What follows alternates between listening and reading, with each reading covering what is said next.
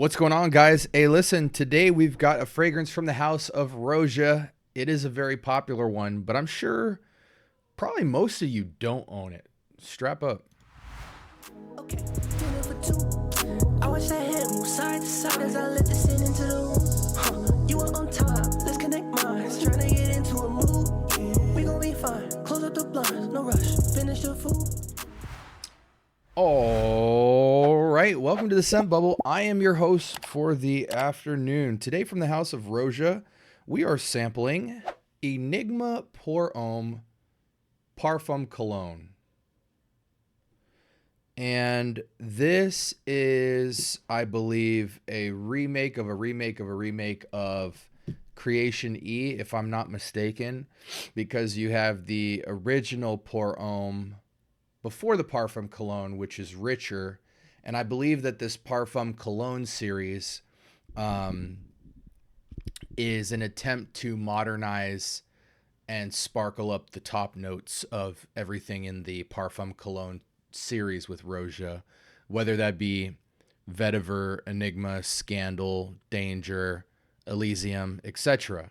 So I feel like this is 2 or 3 reformulations later from the original Creation E. And as many of you know, this is the coco-cola scent, for lack of better description. And before we get into it, since I am dealing with a little 1 ml here and we have to stretch the juice, I'm going to dip the test strip, let that sit for half a second, and then I will spray the remaining juice just to see how it sits on skin. Bam, we are good to go. What do y'all think about the House of Roja, man? I know how I feel about them. They're certainly bringing heat to the table, but as we know, Roja's stepping back and letting some protege people step into place to kind of decide the fate of Roja as a company in terms of all of their new creations moving forward. And it'll be interesting to see the creative direction that they go. Will they be able to uphold the Roja name? And will their fragrances feel the same? That'll be interesting. Okay. Initial thoughts on this fragrance. I certainly get coco-cola. Man, this is such a scent that you must put it on skin, because on a test strip, you get this almost cold, airy, kind of flat Coca-Cola.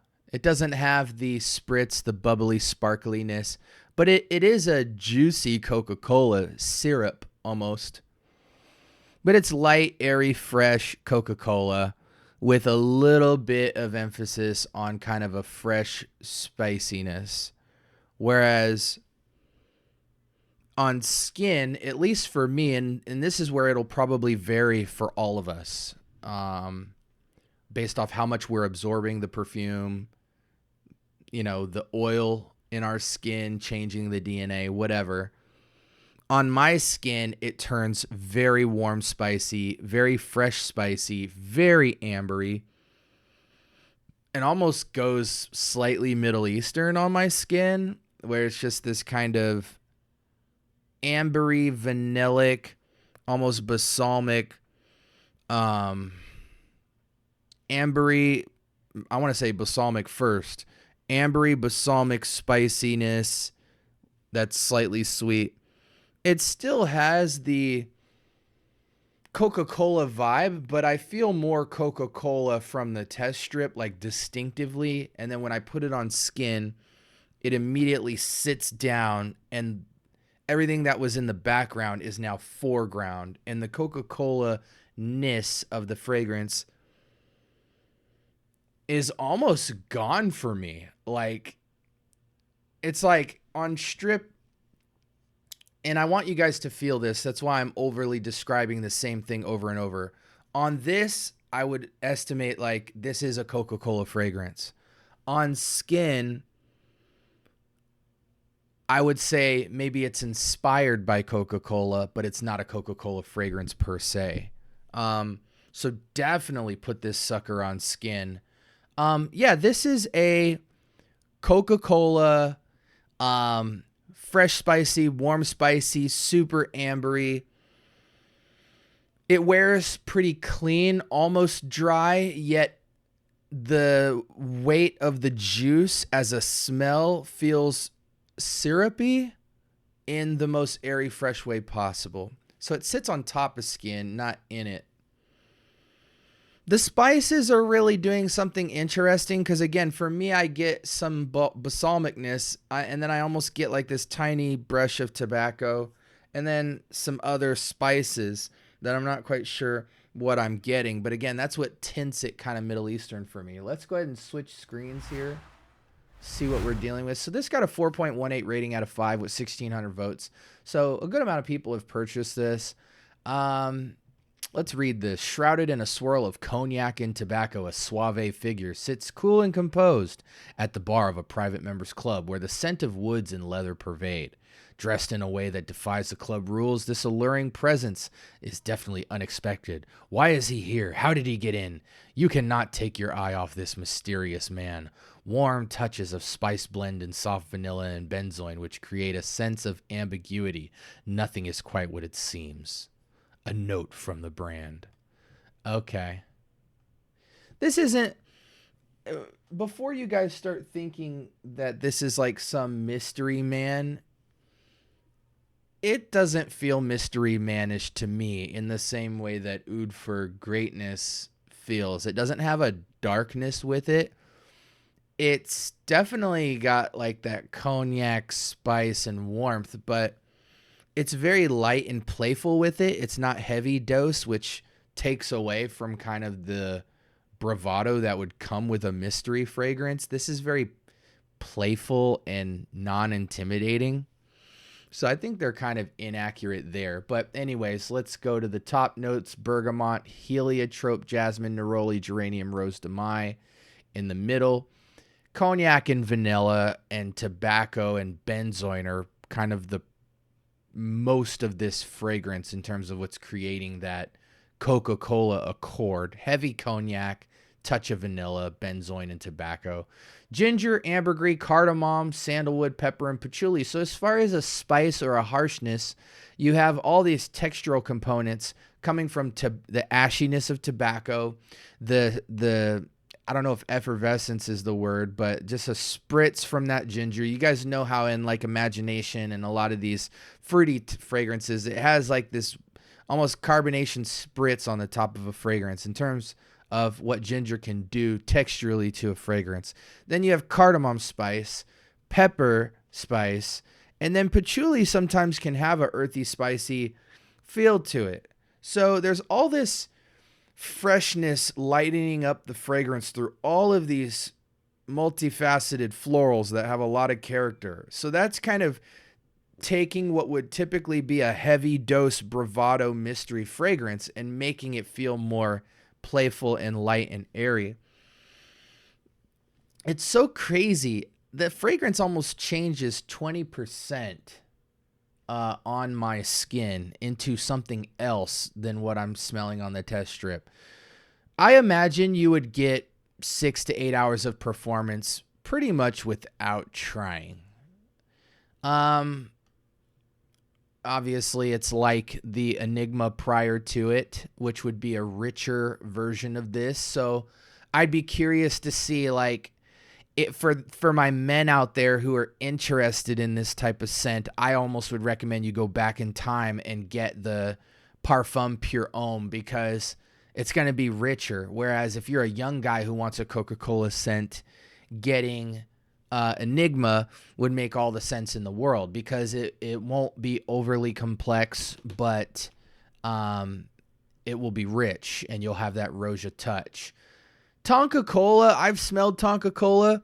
It's not touching this in terms of richness and depth. And I think if you're going to go after a fragrance that smells like Coca-Cola, you want like the entirety of the bang for your buck. You know what I'm saying? Because you're already messing with playful territory, and like, who wants to wear coca-cola? You know, that's what I ask. It's like my guys who talk to me about coffee scents and stuff. Coffee's a little bit different because it doesn't always feel edible. But sometimes I wonder, like, who wants to walk around smelling like cupcakes and coffee and candy and all that? But apparently a lot of you guys do. I just think if you walk that line, messing with a really good house matters because they'll still make it feel like a perfume. I think sometimes you can go into body spray territory very quick and lack the authenticity of like rich raw materials that feel perfumey and not just cheap and not synthetic, but just not real, you know? So this is a fall, winter, or a spring, summer indoor nightlife. Occasions, it's fun. It's playful. It's a rich man's playful. It's an everyday man's upscale casual. It could go date night because it's woody and it's got that spice and the syrupiness. It almost is coming with the scent DNA of like,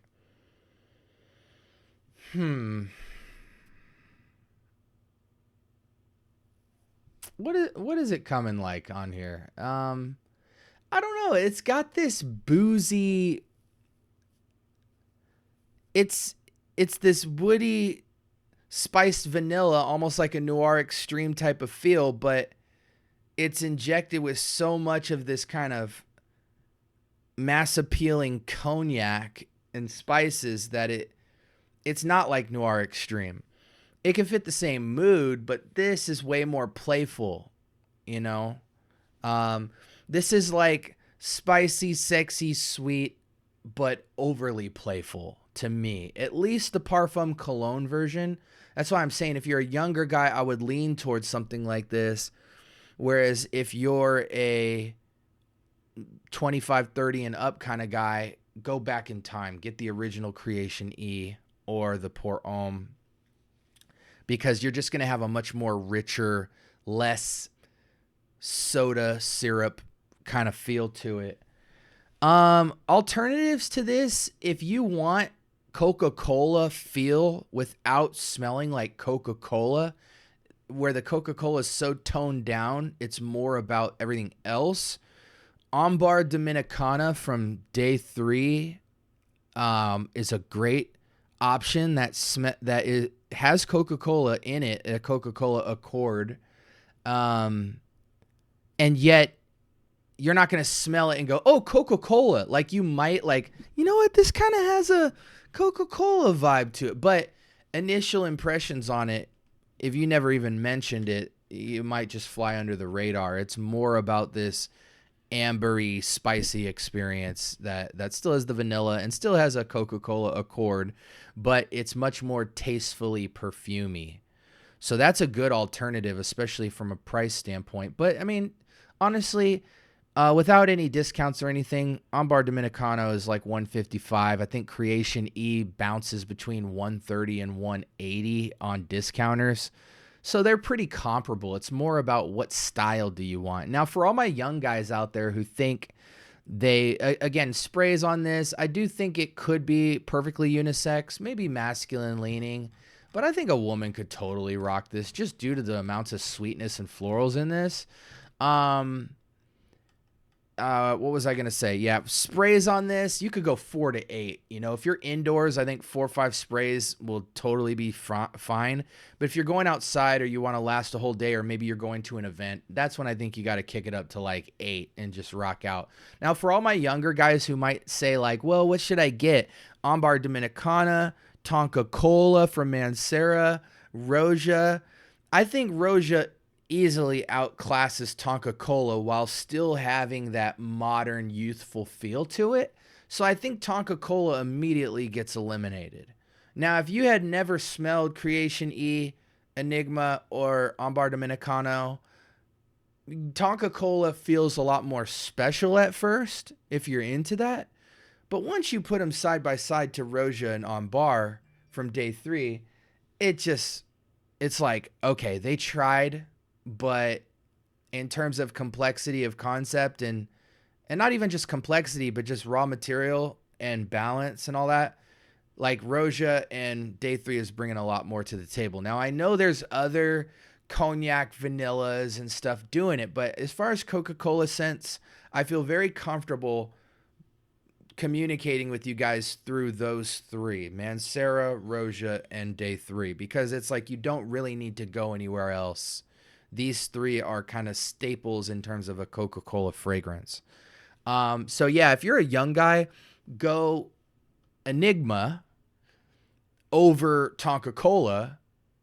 But if you don't inherently, no matter what age you are, want to smell Coca-Cola in the air, then go Ambar Dominicano, because it'll give you that Coca-Cola feel, but emphasize the richness of the amber, the vanilla, and the spices without screaming Coca-Cola. I feel like Roja and Tonka Cola scream Coca-Cola. Okay, guys. As a scent, honestly, I would give it an 8 for me. It's way above average. If I could do decimals, it would get a high decimal, close to a 9, because it's a creative concept. It's got richness. It's got balance. But I don't do decimals. I feel more comfortable saying that it's well above average than to say that it's almost perfect by giving it a 9. It's not almost perfect. Maybe Creation E, the very first fragrance of this, is more 10 out of 10, which a lot of people would claim that. But this feels very much like, watered down commercial, kind of like what Dior's doing with DHP right now. So watered down isn't always a bad thing. It's just, I'm not going to go out calling this perfection just because it comes from something substantial. Things need to change and adapt. So for that, it's a really good, solid, strong fragrance. And I think for the price, it's like, if you're into scents like this, no brainer, right? Because if you can get this fragrance for like 120, 130 for the same price as Bleu de Chanel and Dior Sauvage, I mean, you got to have it if you're into this type of thing. But it does distinctively smell like Coca-Cola. So I think you got to ask yourself, not whether or not it smells good. I don't think anyone's questioning whether this smells good in the air. But more importantly, when you put it on your skin, does it do something for you? Or does it just become a cool smell in the air, but you don't really know what you'd use it for? Please put this fragrance on your skin before you buy it.